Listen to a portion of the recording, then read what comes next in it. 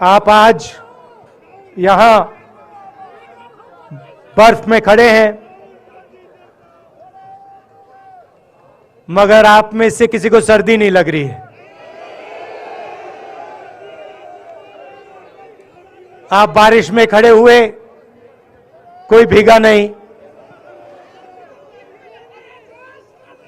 गर्मी में आपको गर्मी नहीं लगी, सर्दी में आपको सर्दी नहीं लग रही है, क्योंकि देश की शक्ति आपके साथ है।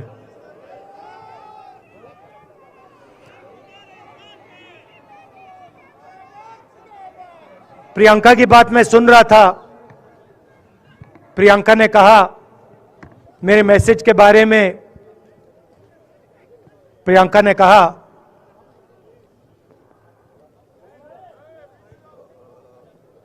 नॉर्मली होता नहीं है, मगर मेरे आंख में आंसू आए।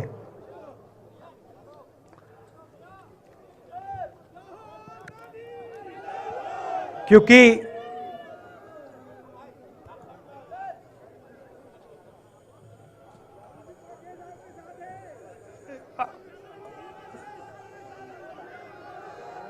मैं कन्याकुमारी से चला, शुरुआत की और पूरे देश में हम पैदल चले। मैं सच बताऊं, आपको अजीब लगेगा, मगर मैं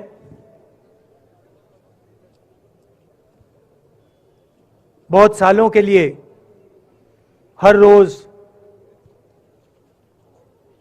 8-10 किलोमीटर दौड़ता हूं। तो मैंने सोचा था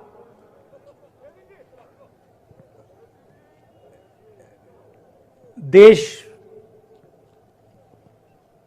कन्याकुमारी से कश्मीर चलने में इतनी मुश्किल नहीं होगी।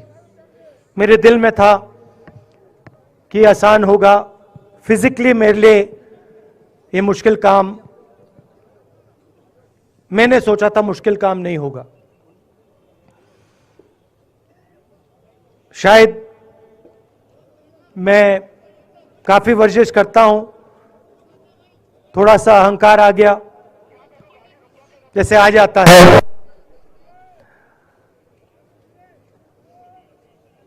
मगर फिर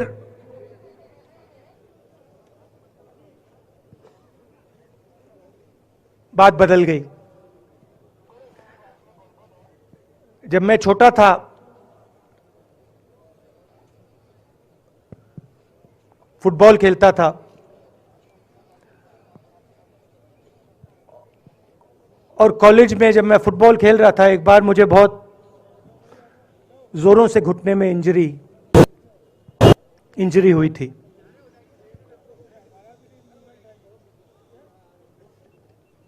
मैं उसको भूल गया था।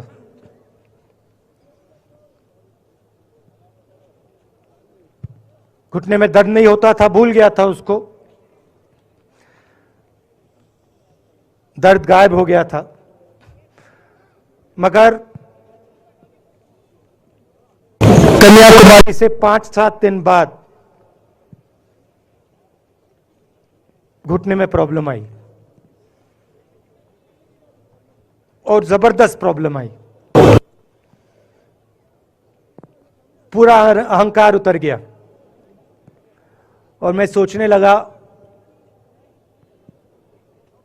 क्या मैं ये जो 3500 किलोमीटर हैं, क्या मैं इनको चल पाऊंगा या नहीं। तो जो मैंने सोचा था आसान काम होगा, वो काफी मुश्किल हो गया। मगर फिर मैंने किसी ना किसी तरीके से ये काम पूरा कर दिया। बहुत कुछ सीखने को मिला, बहुत कुछ सीखने को मिला। मैं आपको बोलूं तो दर्द सहना पड़ा काफी, मगर सह लिया। रास्ते में एक दिन मुझे दर्द हो रहा था, काफी दर्द हो रहा था, और मैं सोच रहा था अब 6-7 घंटे और चलने हैं। और उस दिन मुझे लग रहा था कि आज मुश्किल है। और एक छोटी सी बच्ची आई, दौड़ती हुई आई मेरे पास और मुझे कहती है कि मैंने तुम्हारे लिए कुछ लिखा है, मगर तुम अभी मत पढ़ो, इसको बाद में पढ़ना।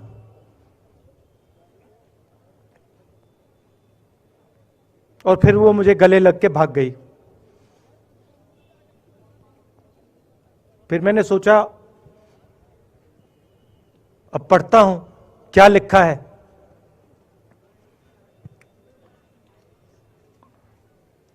तो उसने लिखा था कि मुझे दिख रहा है कि आपके घुटने में दर्द है, क्योंकि आप जब उस पैर पे वजन डालते हो तो आपके चेहरे पे दिखता है कि दर्द है। मगर मैं आपको बताना चाहती हूं कि मैं आपके साथ कन्याकुमारी नहीं चल सकती हूं, क्योंकि मेरे माता पिता नहीं चलने दे रहे हैं। मगर मैं दिल में आपके साथ, आपके साइड में चल रही हूं, क्योंकि मैं जानती हूं कि आप अपने लिए नहीं चल रहे हो, आप मेरे लिए चल रहे हो और आप मेरे भविष्य के लिए चल रहे हो। और उसी सेकंड में, पता नहीं अजीब सी बात है, उसी सेकंड मेरा दर्द उस दिन के लिए गायब हो गया। दूसरी बात, मैं चल रहा था और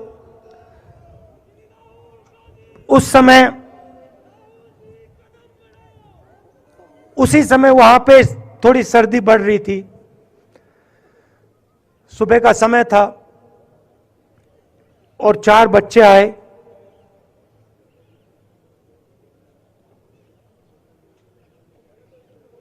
पता नहीं कहना चाहिए या नहीं।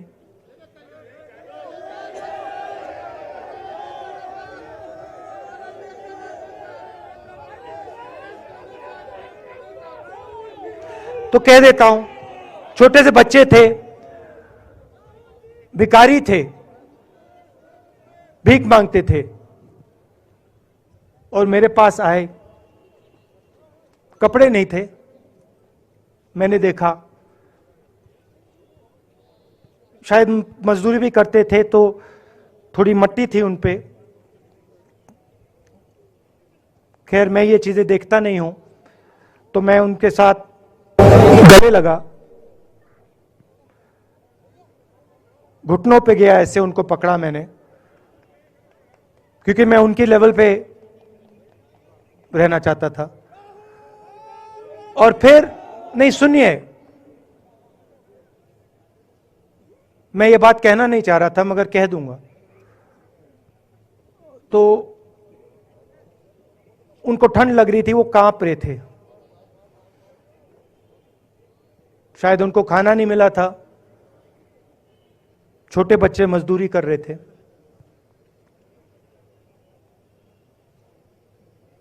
तो मैंने सोचा कि अब अगर ये स्वेटर नहीं पहनते हैं, अगर ये जैकेट नहीं पहन रहे हैं, तो मुझे भी नहीं पहनना चाहिए। मगर मैं झिझका क्यों आपको बताना चाहता हूं, मैं झिझका क्यों आपको बताना चाहता हूं। जब मैंने ये खत्म किया, मैं चल रहा था, तो हमारे साथ एक व्यक्ति थे, उन्होंने मेरे कान में बोला, राहुल जी, ये बच्चे गंदे हैं,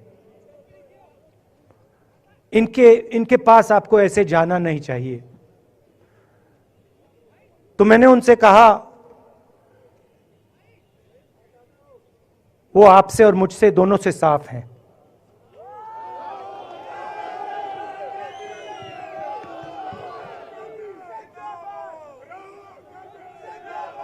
तो देश में कभी कभी यह विचारधारा दिखाई दे जाती है, दूसरी बात आपको बता देता हूं, शायद लोगों को अच्छी ना लगे। जब मैं चल रहा था, आपने देखा होगा कि बहुत सारी महिलाएं रो रही थी। आपने देखा? आपको मालूम है क्यों रो रही थी? नहीं, उसमें से बहुत सारी महिलाएं इमोशनल थी, मुझसे मिलकर रो रही थी, मगर उसमें बहुत सारी ऐसी भी महिलाएं थी जिन्होंने मुझे बोला कि उनके साथ बलात्कार हुआ है, उनको किसी ने मोलेस्ट किया है, उनके किसी रिश्तेदार ने उनको मोलेस्ट किया है। और जब मैं उनसे बोलता था, बहन मैं पुलिस को बताऊं, तो मुझे कहती थी, राहुल जी पुलिस को मत बताइए, हम चाहते हैं कि आपको यह बात मालूम हो, मगर पुलिस को मत बताइए, हमारा और भी नुकसान हो जाएगा। तो ये हमारी देश की सच्चाई है। ऐसी बहुत सारी और मैं कहानियां आपको बता सकता हूं।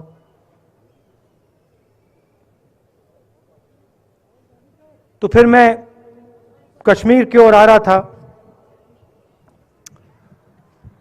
और मैं सोच रहा था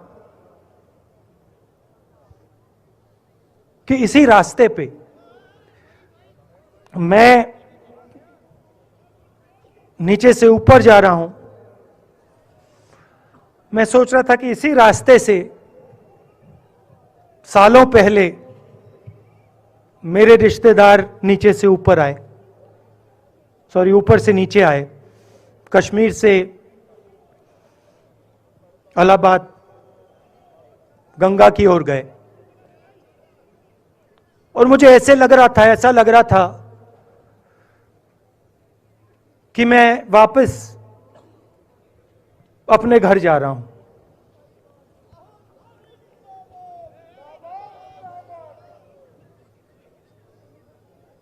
घर मेरे लिए, जब से मैं छोटा था, मैं सरकारी घरों में रहा हूं, मेरा अपना घर नहीं है। तो मेरे लिए घर, जिसको जो स्ट्रक्चर होता है, उसको मैंने कभी घर नहीं माना। वो मेरे लिए, मैं कहीं भी रह लूं, वो एक इमारत होती है, वो घर नहीं होता है। घर मेरे लिए एक सोच है, एक जीने का तरीका है, एक सोचने का तरीका है।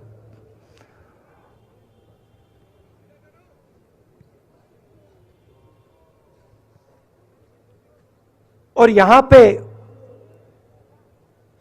जिस चीज को आप कश्मीरियत कहते हो, उसको मैं अपना घर मानता हूं। अब ये कश्मीरियत है क्या? ये जो शिव जी की सोच है एक तरफ, और थोड़ी सी गहराई में जाएंगे तो उसको शून्यता कहा जा सकता है। अपने आप पर, अपने अहंकार पर, अपने विचारों पर आक्रमण करना। और दूसरी तरफ इस्लाम में, जिसको शून्यता यहां कहा जाता है, वहां फना कहा जाता है। सोच वही है। इस्लाम में फना का मतलब अपने ऊपर आक्रमण, अपनी सोच पर आक्रमण, जो हम अपना किला बना देते हैं कि मैं ये हूं, मेरे पास ये है, मेरे पास ये ज्ञान है, मेरे पास ये घर है। उसी किले पर आक्रमण करना, वही है शून्यता, वही है फना। और इस धरती पे ये दो जो विचारधाराएं हैं,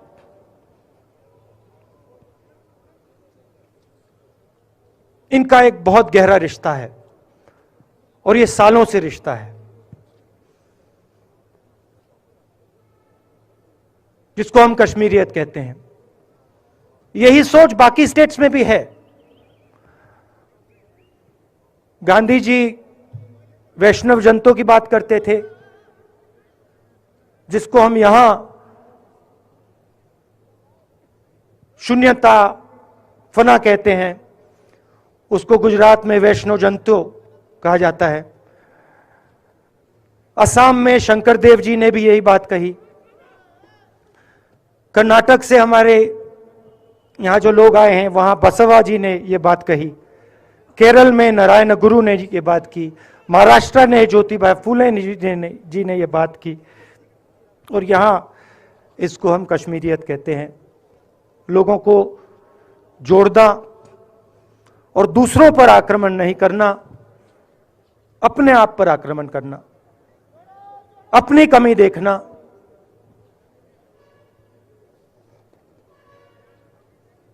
मैंने आपको कहा कि मेरा परिवार कश्मीर से गंगा की ओर गया था।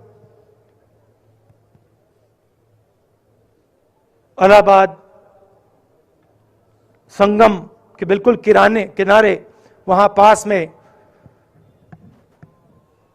हमारा घर है।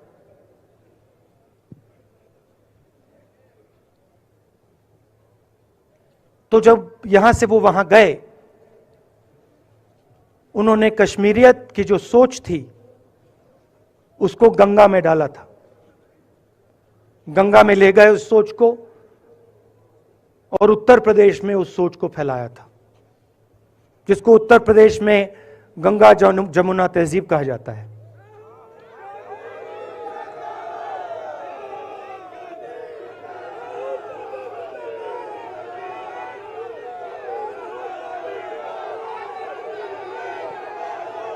तो उन्होंने, मेरे परिवार ने छोटा सा काम, कोई बड़ा काम नहीं किया। जो आपने उनको सिखाया, जो जम्मू कश्मीर के लोगों ने उनको सिखाया, लद्दाख के लोगों ने सिखाया, क्योंकि उसमें बौद्ध धर्म भी है, उनके पास भी वही सोच, शून्यता की सोच उधर भी है। वो उसको ले गए और उस विचारधारा को, सोच को गंगा में उन्होंने रखा। तो मैं ये सोच रहा था, जब यहां आ रहा था, पैदल चल रहा था, और मुझे सिक्योरिटी वालों ने कहा था कि देखिए, आप पूरे हिंदुस्तान में चल सकते हो, जम्मू में भी चल सकते हो, मगर आखिरी जो 4 दिन हैं कश्मीर में, आपको गाड़ी से जाना चाहिए।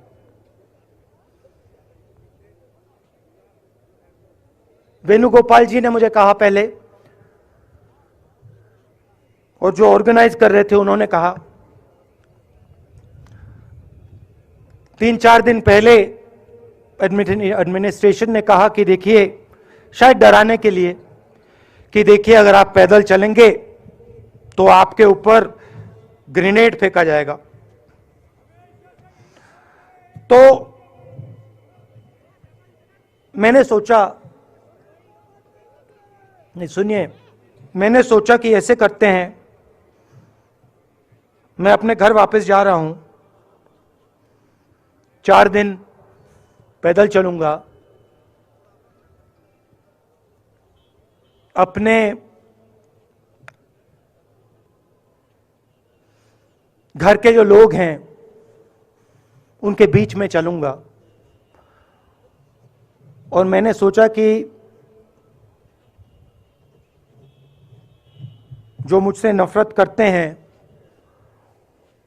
उनको क्यों ना मैं एक मौका दूं। कि मेरी सफेद शर्ट का रंग बदल दें, लाल कर दें।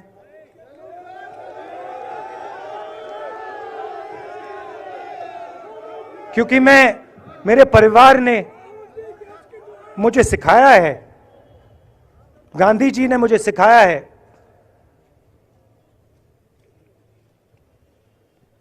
कि अगर जीना है तो डरे बिना जीना है, नहीं तो जीना नहीं है। तो मैंने मौका दिया, मैंने कहा मैं 4 दिन चलूंगा, बदल दो टी शर्ट का रंग, लाल कर दो, देखी जाएगी। मगर जो मैंने सोचा था वही हुआ। जम्मू कश्मीर के लोगों ने मुझे हैंड ग्रेनेड नहीं दिया, अपने दिल खोलकर प्यार दिया, गले लगे।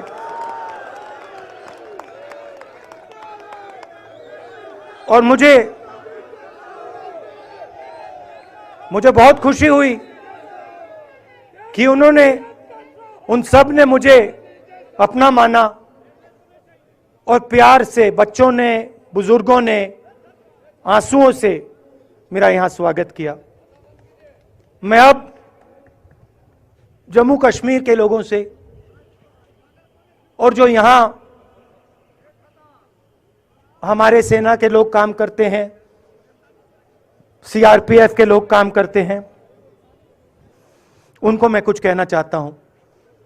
सबको, जम्मू कश्मीर के युवाओं को, बच्चों को, माताओं को, सबको, सीआरपीएफ के, बीएसएफ के, आर्मी के जवानों को, उनके परिवारों को, उनके बच्चों को मैं कहना चाहता हूं, देखिए, मैं हिंसा को समझता हूं, मैंने हिंसा सही है, देखी है। जो हिंसा नहीं सहता है, जिसने हिंसा नहीं देखी है, उसे यह बात समझ नहीं आएगी। जैसे मोदी जी हैं, अमित शाह जी हैं, आरएसएस के लोग हैं, उन्होंने हिंसा नहीं देखी है।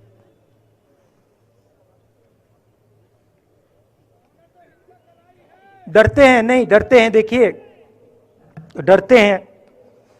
यहां पे हम 4 दिन पैदल चले, मैं आपको गारंटी देके कह सकता हूं कि बीजेपी का कोई नेता ऐसे नहीं चल सकता है। और इसलिए नहीं क्योंकि जम्मू कश्मीर के लोग, इसलिए नहीं क्योंकि जम्मू कश्मीर के लोग उनको चलने नहीं देंगे, इसलिए क्योंकि वो डरते हैं। खैर, मैं अपने जम्मू कश्मीर के लोगों को, युवाओं को, बुजुर्गों को और आर्मी के लोगों को, सीआरपीएफ, बीएसएफ लोगों को थोड़ा सा बताना चाहता हूं। देखिए, मैं जब 14 साल का था, स्कूल में था, सुबह ज्योग्राफी की क्लास में था, मैं पढ़ रहा था, सामने बैठा था और मेरी एक टीचर आई, अंदर आई और उसने कहा, राहुल तुम्हें प्रिंसिपल बुला रहा है। मैं बदमाश था, बहुत बदमाश था जब छोटा था। बहन से पूछ सकते हो क्या क्या करता था मैं, अभी भी करता हूं।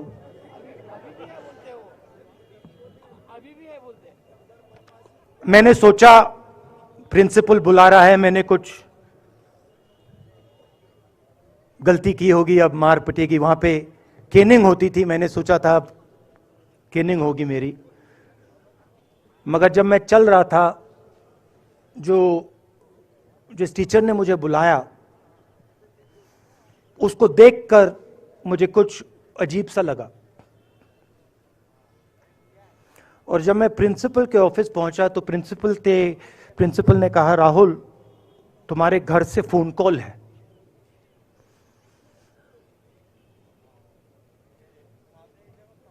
और जब मैंने उसके शब्द सुने, मुझे पता लग गया कुछ गलत हो गया है।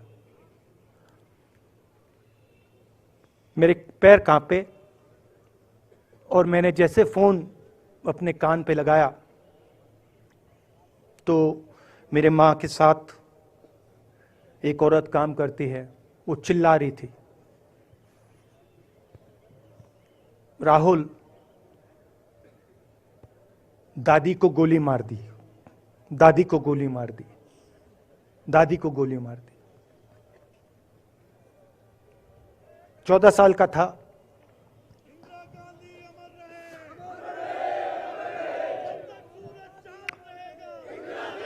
देखिए, ये जो मैं कह रहा हूं, ये जो मैं कह रहा हूं, ये जो मैं अभी कह रहा हूं, ये बात प्रधानमंत्री को नहीं समझ आएगी, ये बात अमित शाह जी को नहीं समझ आएगी, ये बात डोवल जी को भी नहीं समझ आएगी, मगर ये बात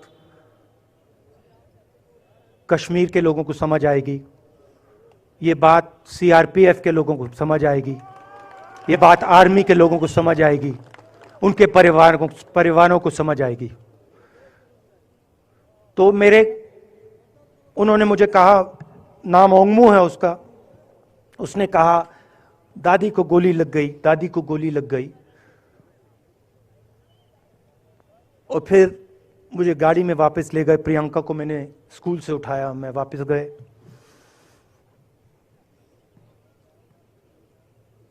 और फिर मैंने वो जगह देखी जहां मेरी दादी का खून था।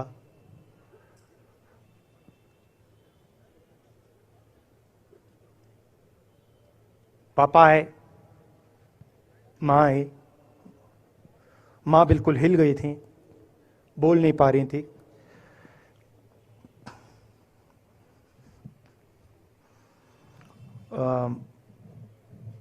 हाँ,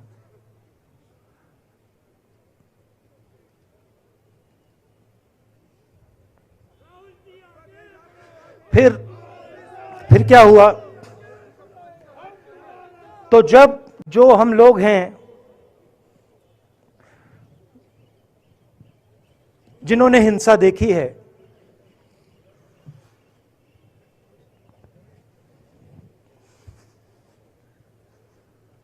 ये जो है ना, ये इसको हम बिल्कुल दूसरी तरीके से देखते हैं। ये आप सबके लिए टेलीफोन है, ये हमारे लिए सिर्फ टेलीफोन नहीं है।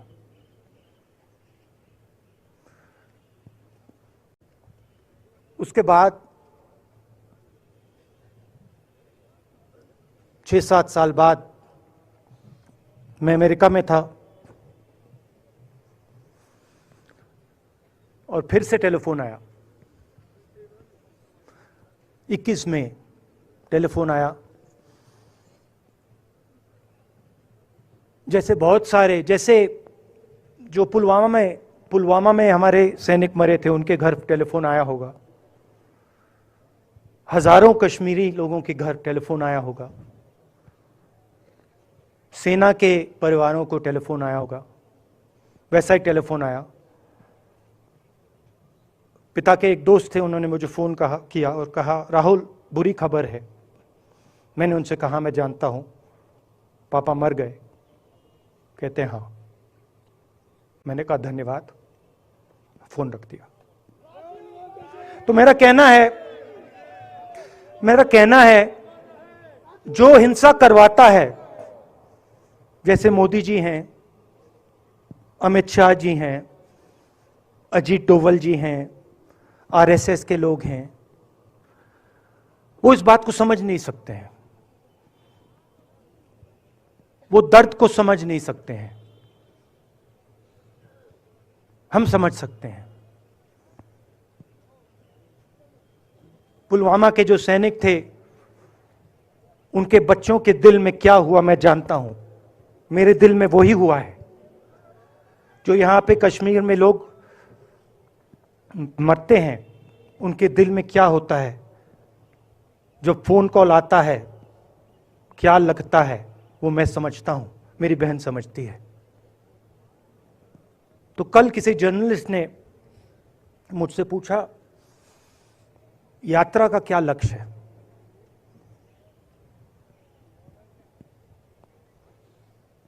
कहा कि यात्रा क्या अचीव करना चाहती है, जम्मू कश्मीर में क्या अचीव करना चाहती है। मेरे उस समय दिमाग में आया, मगर मैंने कहा नहीं बोलता हूं, कल भाषण में बोलूंगा। यात्रा का लक्ष्य है कि ये जो फोन कॉल हैं, चाहे ये आर्मी के हों, चाहे सीआरपीएफ के हों, चाहे ये कश्मीर के लोगों के हो, ये फोन कॉल बंद हो जाए।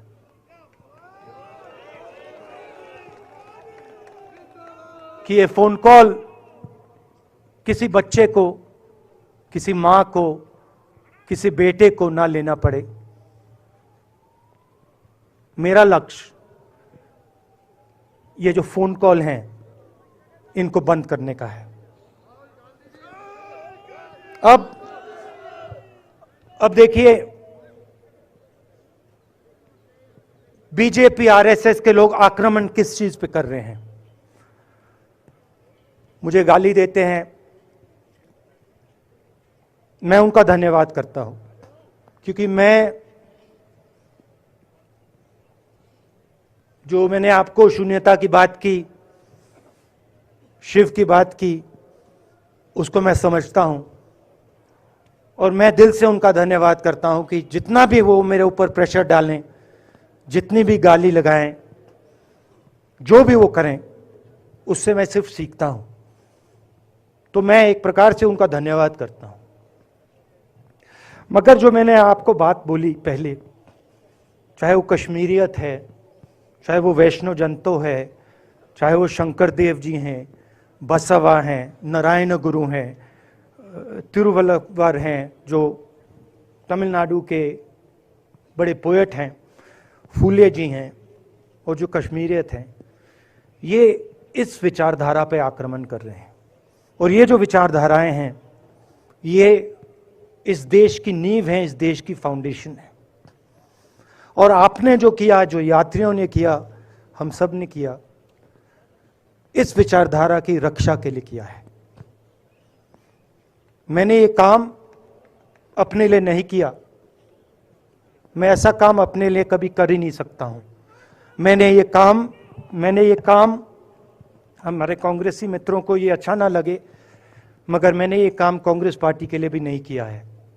मैंने ये काम, और हम सब ने ये काम हिंदुस्तान की जनता के लिए किया है। और हमारी कोशिश है कि जो विचारधारा इस देश की नींव को तोड़ने की कोशिश कर रही है, जो विचारधारा इस देश की नींव को तोड़ने की कोशिश कर रही है, उसके खिलाफ हम खड़े हों, मिलकर खड़े हों, नफरत से नहीं, क्योंकि वो हमारा तरीका नहीं है, मोहब्बत से खड़े हों। मैं जानता हूं कि अगर हम मोहब्बत से खड़े होंगे, प्यार से बात रखेंगे, तो हमें सफलता मिलेगी। और उनकी जो विचारधारा है, उसको हम सिर्फ हराएंगे नहीं, मगर उस विचारधारा को हम उनके दिलों से निकाल देंगे। तो आपने, देश की जनता ने हमारा समर्थन किया। हमारी कोशिश है कि हमें, बीजेपी ने एक जीने का तरीका, राजनीतिक तरीका दिखाया है। हमारी कोशिश है कि हम एक और तरीका, जो हिंदुस्तान का तरीका है, मोहब्बत का तरीका है, वो हम देश को दिखाएं। हम देश को याद दिलाएं कि हिंदुस्तान मोहब्बत का देश है, इज्जत का देश है, भाईचारे का देश।